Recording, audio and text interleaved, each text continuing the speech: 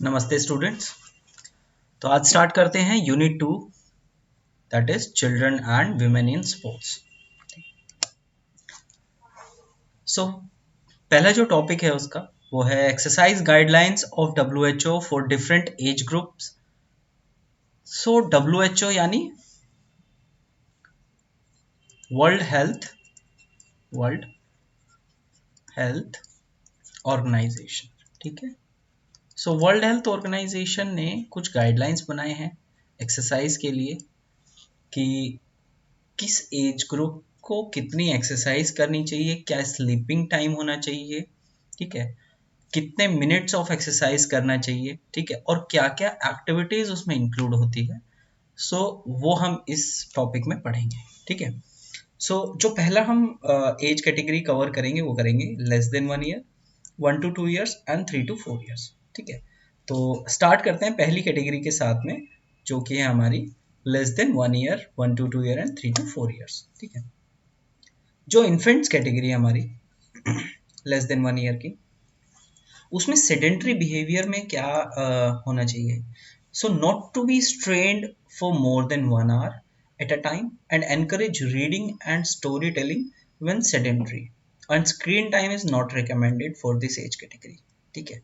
यानी class as 1 से नीचे जो भी आपके इन्फेंट्स आते हैं उनको स्टोरी टेलिंग के थ्रू आप सिखा सकते हैं, बट आप उसको स्टोरी दिखा नहीं सकते हो।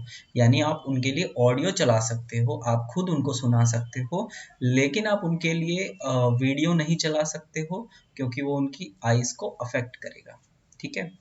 एंड फिजिकल एक्टिविटीज कितनी होनी चाहिए इन्फेंट्स के लिए। So physical activity should be several times a day and that should include 30 minutes of tummy time। यानी बच्चा जो 30 मिनट्स है वो टमी के सहारे नीचे जमीन पे लेटा रहना चाहिए, बिकॉज वो उसके टमी को एक तो हेल्प करता है ठीक रखने में, यानी गैस वगैरह नहीं बनती है। दूसरा, वो हेल्प करता है उसको और एनकरेज करता है कि वो घुटनों के बल चलना सीखे। ठीक है। स्लीप टाइम कितना होना चाहिए बच्चे का, तो that should be 14 to 17 hours, जो 3 मंथ से नीचे के बच्चे होते हैं, और जो 3 मंथ के ऊपर के बच्चे होते हैं उनके लिए होता है 12 to 16 hours। And that should be a quality sleep. और क्वालिटी स्लीप क्या होता है, जो बीच में ब्रेक नहीं होता है ज़्यादा। ठीक है।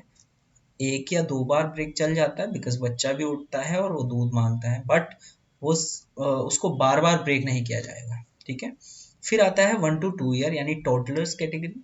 एंड टोडलर्स कैटेगरी के लिए सेम रिकमेंडेशन है that not restrain for more than 1 hour at a time और sit for extended period of time, no screen time for 1 year old also. ठीक है। तो बच्चे को ज़्यादा देर तक बैठाए नहीं रखता है क्योंकि वो उसकी बैकबोन को अफेक्ट करेगा, लेकिन बच्चे को थोड़ी देर बैठने की प्रैक्टिस कराई जाती है, बिकॉज हम उनको एनकरेज करते हैं खड़े होके चलाना, बैठे रखना, पालती मार के बैठाते हैं बच्चे को ताकि वो फोल्डिंग लेग्स करके बैठता है, उसके बाद वो बैठना सीखता है। तो वो क्या है, वो उसको, लेकिन वो ज़्यादा देर तक नहीं बैठा के रखना है, बिकॉज वो क्या करेगा, वो उसको फिर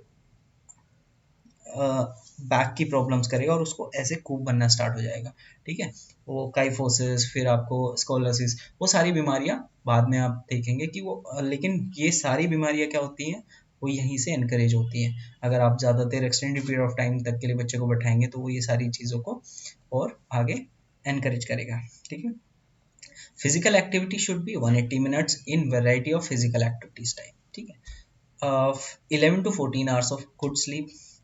और 3 to 4 years के चिल्ड्रन के लिए रिकमेंडेशन इज द सेम कि रीडिंग एंड स्टोरी टेलिंग होना चाहिए, स्क्रीन टाइम सेडेंट्री होना चाहिए। यहाँ पर स्क्रीन टाइम सेडेंट्री का मतलब है, सेडेंट्री स्क्रीन टाइम यानी एक बार अगर बच्चा टीवी देखना स्टार्ट करता है या कुछ देख रहा है, उसमें आप चाहे नर्सरी राइम्स दिखा रहे हैं, आप चाहे स्टोरीज दिखा रहे हैं, सो वो 1 घंटे से ज़्यादा एक बार में नहीं दिखाना है कभी भी। ठीक है। सो दिन में आप मल्टीपल टाइम्स लगा सकते हो कि आप 2 या 3 आवर मैक्स दिन में लगा सकते हो कि एक बारी में आपने आधा घंटा सिर्फ देखा, फिर शाम को देखा 1 घंटा। ठीक है।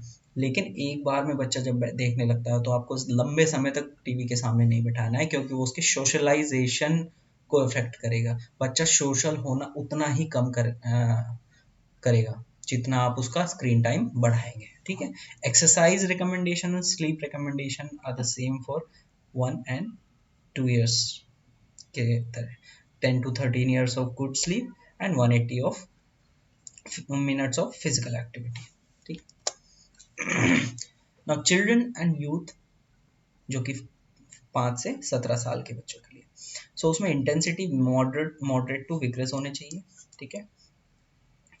Volume and duration that should be at least 1 hour in a day, and that more than 60 minutes will provide additional health benefit।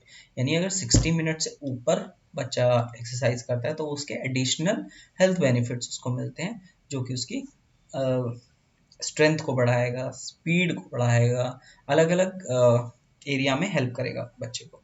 और फ्रीक्वेंसी क्या होनी चाहिए कि एक सेशन अगर हो रहा है 1 घंटे का होगा, और अगर बच्चा 2 सेशन करना चाहता है तो 30 मिनट्स के दोनों सेशन होंगे, like 30 minutes in the morning and 30 minutes in the evening. Activities के टाइप्स क्या होंगे? वो एरोबिक हो सकती है, बेसिक एक्सरसाइज हो सकती है, स्ट्रेंथनिंग मसल्स के लिए, फंडामेंटल एक्टिविटीज के लिए आप पीटी एक्सरसाइज करा सकते हो, warm up activities, jumping, running, throwing, turning, twisting, ये सारी एक्टिविटीज काउंट हो जाती हैं जब आप मॉडरेट टू विग्रेस में जाते हैं, ठीक है। बेनिफिट्स क्या क्या होते हैं वो अलग अलग आपके इंटरनल सिस्टम्स को टारगेट करते हैं, जैसे मस्कुलर स्केलेटल सिस्टम हो गया, न्यूरोमस्कुलर सिस्टम हो गया, ठीक है। तो ये सारे सिस्टम्स को आपके एनहेंस करता है फिजिकल एक्टिविटीज में इंक्लूड क्या क्या होते हैं? गेम्स खेलना, रिक्रिएशनल एक्टिविटीज, फिजिकल एजुकेशन से रिलेटेड आपका कोई प्रोग्राम है, ठीक है, वो प्लान्ड भी हो सकता है, अनप्लान्ड भी हो सकता है, लाइक आप फैमिली के साथ कुछ गेम खेलना चाह रहे हैं तो फैमिली के साथ में आपने कुछ खेला, ठीक है, आप खो खो खेल रहे हैं स्कूल में है तो, ठीक है। तो ये सारी एक्टिविटीज क्या है, काउंट होती है आपकी उसमें। 18 to 64 years वाली कैटेगरी के लिए क्या होता है? इंटेंसिटी सेम रहेगी, एक्टिविटीज की टाइप में चेंज होगा, वो होगी स्ट्रेंथ मसल्स, मस्कुलर स्ट्रेंथनिंग के लिए एरोबिक फिजिकल एक्टिविटी होंगी, ठीक है। एरोबिक एक्टिविटीज में क्या क्या होगा? 150 to 300 minutes per week with moderate intensity, और अगर आप करना चाहते हैं 75 to 150 minutes per week with vigorous intensity, यानी अगर आप मॉडरेट, आपने अगर इंटेंसिटी रखी है कम तो आप टाइम पीरियड बढ़ाएंगे, और अगर आपने टाइम पीरियड रखा है कम तो आपको इंटेंसिटी बढ़ाना होगा, ठीक है। और एक जो एरोबिक्स एक्टिविटी का बाउट होगा वो होगा 10 मिनट्स का, यानी एक एक्टिविटी 10 मिनट्स तक आपकी चलेगी, फिर आप गैप के बाद वो दोबारा परफॉर्म करेंगे। मसल स्ट्रेंथनिंग एक्टिविटीज क्या होती हैं? एक्टिविटीज इन्वॉल्विंग मेजर मसल्स, यानी पैर की, आपकी हाथ की, बैकबोन, ये सारी एक्टिविटीज, ये आपकी मेजर मसल्स, ये मेजर एरियाज होते हैं जिसमें हमें एक्टिविटीज के टाइम पे वर्क करना होता है, ठीक है। बेनिफिट्स क्या क्या हैं?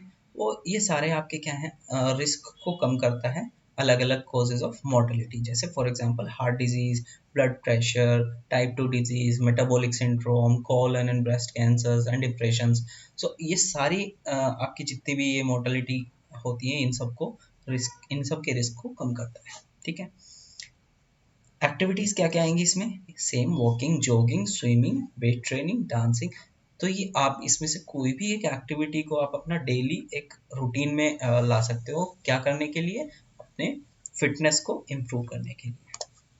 ओल्डर यानी 65 ईयर्स एंड अबव के लिए क्या होता है? इंटेंसिटी मॉडरेट टू विग्रेस रहेगा। टाइप्स ऑफ एक्टिविटीज क्या होगी? मस्कुलर स्ट्रेंथनिंग यानी strength, and aerobic physical activities that is balance enhancing exercise, यानी कि आप एक पैर पे बैलेंस कर रहे हो, ठीक है। एक पैर पे बैलेंस कैसे? यानी वन पैर फोल्ड, दूसरा पैर पे आप बैलेंस कर रहे हो, फिर चेंज करेंगे दूसरे पैर के लिए, ठीक है। 20 to 30 सेकेंड्स का एक बार होल्ड करने के बाद में आप दूसरे पैर को स्विच करेंगे, ठीक है। एरोबिक एक्टिविटीज का क्या स्केड्यूल रहेगा? 150 to 300 मिनट्स पर वीक, जैसे हमारे एडल्ट्स के लिए था कि इंटेंसिटी अगर कम होगी तो टाइम बढ़ाएंगे, और अगर टाइम कम होगा तो हम इंटेंसिटी बढ़ाएंगे। स्ट्रेंथनिंग एक्टिविटीज क्या क्या होंगी? Activities involving major muscles, involve activity 2 or more days in a week, यानी कि हम 2 दिन से ज़्यादा भी इन स्ट्रेंथनिंग एक्टिविटीज़ को इन्वॉल्व कर सकते हैं। क्यों? क्योंकि एडल्ट्स को स्ट्रेंथनिंग की ज़रूरत ज़्यादा होती है, ठीक है। सो बैलेंस एनहेंसिंग एक्टिविटीज़ इसमें बढ़ाई जाएगी, ठीक है। क्यों? क्योंकि ओल्डर एडल्ट जो होते हैं वो मोबिलिटी उनमें कम होती है, ठीक है। And it should perform physical activity to enhance balance and prevent falls on 3 और मोर डेज पर वीक, ठीक है। बेनिफिट्स, रेगुलर फिटनेस एक्टिविटीज बनाए रखेंगे, फिटनेस बनाए रखेगा, ओके। एक्टिविटीज क्या क्या इन्वॉल्व होगी उसमें? फिजिकल एक्टिविटीज में walking, jogging, swimming, weight training, जो एक्टिविटीज आपकी एडल्ट्स के लिए थी वो ये एक्टिविटीज आप उसमें रखेंगे, बट उनकी फ्रीक्वेंसी को कम कर देंगे, ठीक है।